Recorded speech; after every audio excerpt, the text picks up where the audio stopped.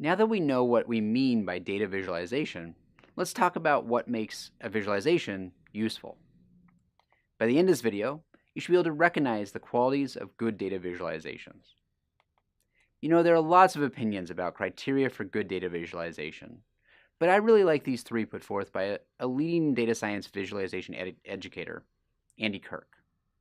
Data visualization needs to be trustworthy, accessible, and elegant.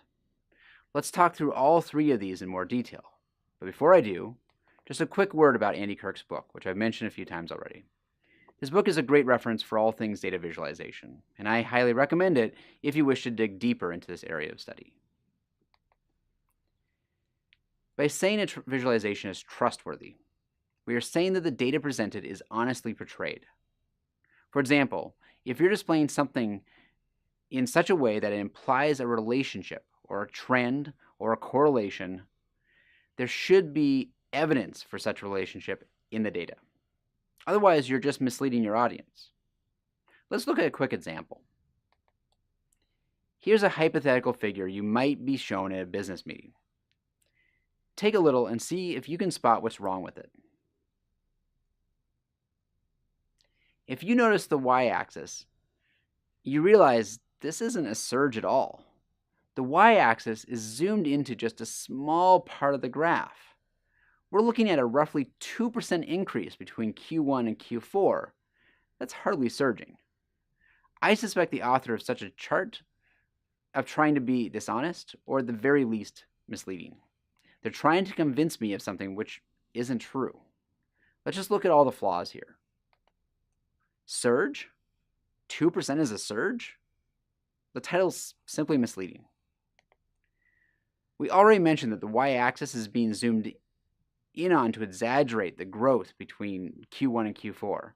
But did you notice how the font size on the y-axis seems to have been made intentionally small, just so it's hard to read? Lastly, the fourth quarter is when holidays occur. I'd expect to see a rise in profits for many industries during the fourth quarter.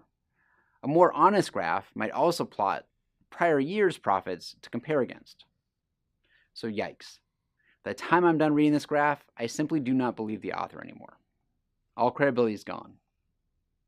So let's see how we could have done this better. Okay, in this figure, we set up the y-axis honestly. And this actually looks like pretty steady revenue over each quarter of 2016, so I fixed the title to reflect that. If this is the only year for which we have data, the story might be over. But if we have data from prior years, we should plot them to see how things look.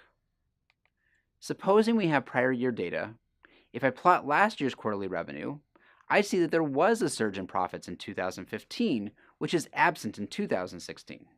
In 2015, the company had a 12% boost between Q1 and Q4, which is less than 2% in 2015. We could have titled this in different ways. We could have just said that our revenue was steady in 2016, and that's not misleading. Or we could focus in on the fact that we didn't see a surge in Q4. Either way, we want to dive into the data more to figure out why we didn't see the revenue boost in Q4 of 2016 that we saw in Q4 of 2015. And we do that prior to presenting these results, so we have good answers of why this happened. So after fixing the presentation and pulling in more hypothetical data, we've actually reversed our initial misleading conclusion. So there are two key takeaways here, which will echo some of the messages you heard in week 1. First, you need to take trust seriously. People who are looking at your results are trusting you not to doctor the data or misrepresent results. They want to take action based on your findings. To make this even more concrete, as a scientist, I often review papers for publication. If I find one seemingly intentionally misleading claim or figure, I call into doubt everything the author said. And if someone similarly tries to mislead you with poor data visualizations, you shouldn't trust them either. The second point is just a reminder that honesty isn't limited to the visualization stage. Honesty has to be everywhere in data science. And this can be hard at times. You may have your own beliefs about what you'll find in the data. In fact, we could have an entire separate course on how to combat human psychological bias. But for now, it suffices to say that you should recognize the biases you have before you look at the data, and do your best to have the data itself, not your bias, drive your inquiry. Our second key principle is accessibility. Accessibility to me is about focusing on your audience and their ability to use your visualization. Let me give you another example. This is a hypothetical example from one of my areas of research, computer architecture. This graph could be useless or great, depending on your audience. For a computer architect, the y-axis is reporting instructions per cycle, or IPC, which is one of three major components of execution time, and the inverse of execution time is often used as a measure of performance. We're reporting average IPC for an accepted benchmark suite, Spec 2006, which is used by researchers in computer architecture. If these processor models are real, it's possible I know a lot about them and know how they differ architecturally. That gives me intuition about why these results differ by model. So to someone who knows these processor models, this figure could be honest, as there may be a compelling reason to report only IPC, ignoring the other two elements of execution time and performance. To an expert, this figure could be both honest and accessible, depending on their use. Notice I said depending on their use. If the goal of the figure was to show me the IPCs by processor model, this works great. But as an expert, I might want a more complex figure, which helps explain why the X23i has such higher IPC than the others. So this figure fails if the intent is to not only report IPC, but to also explain why we found these differences. Of course, that might be a separate figure, or could just be part of the knowledge of how these processor models differ. But for someone not in computer architecture, this graph means virtually nothing. You don't know what these models of processors are, so you don't know why they may perform differently. You likely don't know what IPC is, or even what Spec 2006 is. So for a non-expert, this figure is clearly not accessible. It's unreadable and has no relevance to them. And if a viewer doesn't know that IPC is just one component of performance, this could be unintentionally misleading. So the two main things I'd stress are to know your audience and how they perceive the information, understand what they understand, and know how they might interpret the result. Also, be sure to know what the purpose is of your visualization. Are you exploring the data or presenting it? That helps you craft it in the appropriate way. One last point. Take into account the expected time for the audience to read and understand the result. That depends on whether this is a slide you might show for 1 minute at a presentation, or a figure that you're sharing with a colleague who might spend some time really diving into it.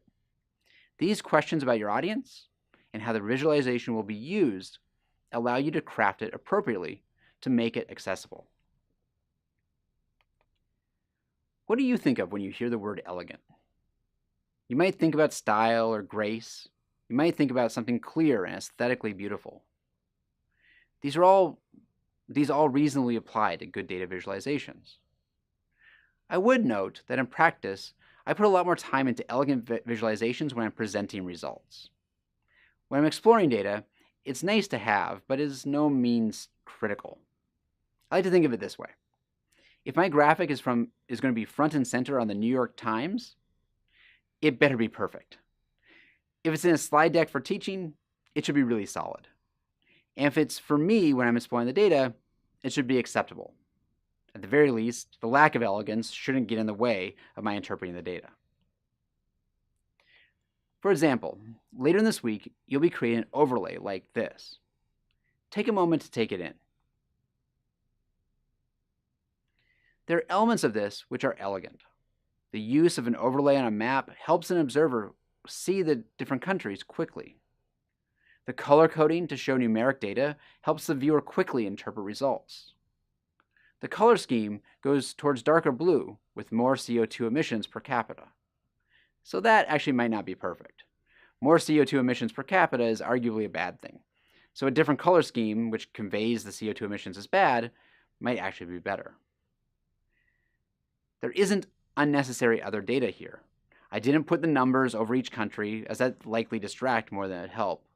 I didn't try to combine this with some other measure like GDP per capita in the same figure, as that'd likely be too much to process, but might make a really nice complementary figure.